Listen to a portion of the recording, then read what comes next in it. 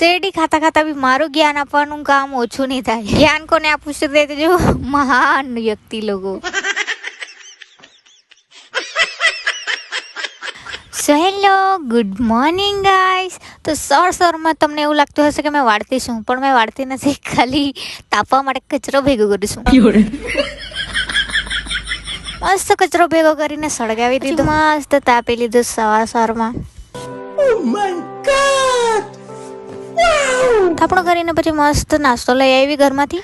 પછી શું નાસ્તો જોઈને મને રહેવાય કે નહીં રહેવાય ને, તરત ઝાપટી ગયેલો બધો. પછી બેસ્ટ ફ્રેન્ડનો ફોન આવ્યો તો એપલ खाता खाता तेरी साथ चुगली करता था. चुगली करके कॉलेज को ठंडक मिली तो हम तैयार होने बैठ गए.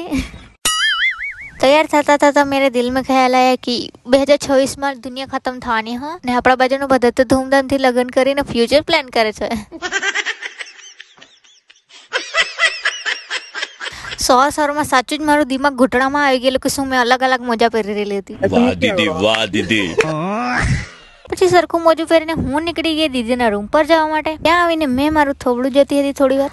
પછી દીદી સાથે અમે નીકળી ગયા જમવાનું લેવા માટે સ્કૂલમાં. જમવાનું લઈને પાછા આવતા હતા. પણ આજે તમને મેં એક વસ્તુ દેખાડો. આ એટલો મસ્ત બંગલો છે ને, બધા એને ભૂત બંગલો કહે, પણ આ એટલો બ્યુટીફુલ બંગલો છે ને, મને બહુ જ ગમે. તો ગાઈસ, આધે एप्पल वाली घड़ी लेने की औकात नहीं है तो पूरे एप्पल वाली ले ली.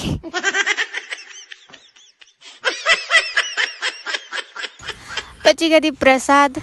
આજે તો અમારે ત્યાંના લોઠા ઘરે જ હતા એટલે મજા આવે એમ કરીને મેં બી અહીંયા જ હતી. પછી મેં જમી લીધું દાળ ભાત. તે જમીને પછી મને આ આંબલી ખાની બહુ દિવસથી ઈચ્છા થતી હતી, તો મેં લોઠા લોકો પર મંગાવી લીધી આજે તો. પણ મારા કરતાં વધારે તો તે લોકો જ ખાઈ ગયા, મારા ભાગો તો એક જ આવી. આનો ટેસ્ટ તો મને બચપનથી જ વધારે પસંદ છે. પછી આ લોટ એ લોકોના દિમાગમાં કંઈ ને કંઈ તો ચાલતું જ છે, મને ખબર જ છે, એટલે જતી છે આ લોકો દુકાન પર. અને આ અમરતાનો ફૂલવાળો ખબર નહીં શું કર્યા કરતો હતો. આના તો કંઈ અલગ જ લેવલના થતી ગઈ. પછી આ લોકો મેગી લઈને આવ્યા તો મેં કરું ચાલ મસ્ત બનાવી જ આપું. પછી મસ્ત મેં લસણ, ધાણો અને મરચુંનો વઘાર કર્યો, ટામેટું નાખ્યું અને પછી મસ્ત મેગી બનાવી કાઢી. દેખાય જ આટલી ટેસ્ટી છે તો લાગશે કેટલી મસ્ત.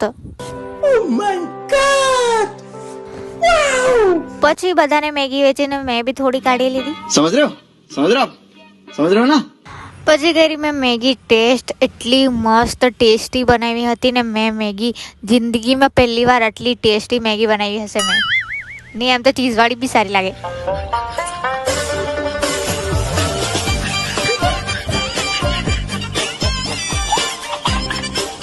ફોન કરતી હતી પણ લાગતો નહીં હતો.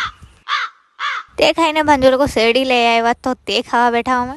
આ મારા આગળ બે માતા બેસેલી છે તો જો ગાલાવાડી જેવી લાગતી છે. જરા ક્લોઝલી બી દેખાડી લે.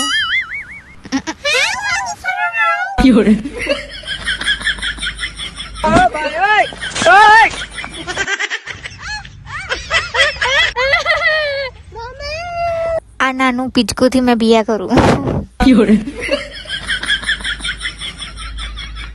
આને તો મેં સોરે બી જોયું હતું, ત્યારે તો એટલું વ્હાઈટ હતું, હમણાં ગંદુ થઈને આવ્યું છે. મારું શેરડી કરતાં વધારે છે ને એના પર જ હતું. આ મરચાંના લોઠા છે ને, આના હેરાન જ કર્યા કરે એક તો. આજે તો ઘોડા બી આવ્યા હતા ચરવા માટે. પછી દીદી જમવાનું બનાવવાની હતી એટલે મને લસણ છોલવા આપી ગઈ. ભાઈ મને તો પહેલાં ખબર જ નહીં હતી કે આને ચપ્પુ વડે બી છોલાય. મેં હાથથી છોલીને મારા નખ બરબાદ કરી નાખેલા પહેલાં તો. એટલે અત્યારની વાત નથી કરતી, હા પહેલાં બહુ આગળ જ્યારે આપણે બધા લોઠા હતા.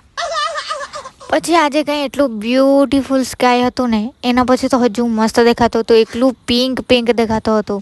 આવી ઇવનિંગ જોવા મળી જાય તો દિલ ખુશ થઈ જાય યાર. હજુ થોડી વાર રહીને એટલું પિંક દેખાતું હતું ને, એટલું મસ્ત બ્યુટીફુલ. એક મિનિટ તમને લોકોને બતાવું. એટલું મસ્ત એકદમ બ્લુ હતું ઉપર, પછી વચ્ચે પિંક ઓરેન્જ, પછી નીચે પિંક હતું. એટલું મસ્ત. આઈ એમ તો સ્કાય લવર એટલે મને તો બહુ જ ગમે. પછી દી લોકો હટવાડામાંથી આટલું બધું વસ્તુ લાવ્યા હતા તે ખાવા બેઠા. તેમાંથી મને એક બી વસ્તુ નહીં ભાવતું હતું, એક જ ભાવતું હતું. તે બી એટલું તીખું હતું ને, સાલું મારું નસીબમાં હતું જ નહીં.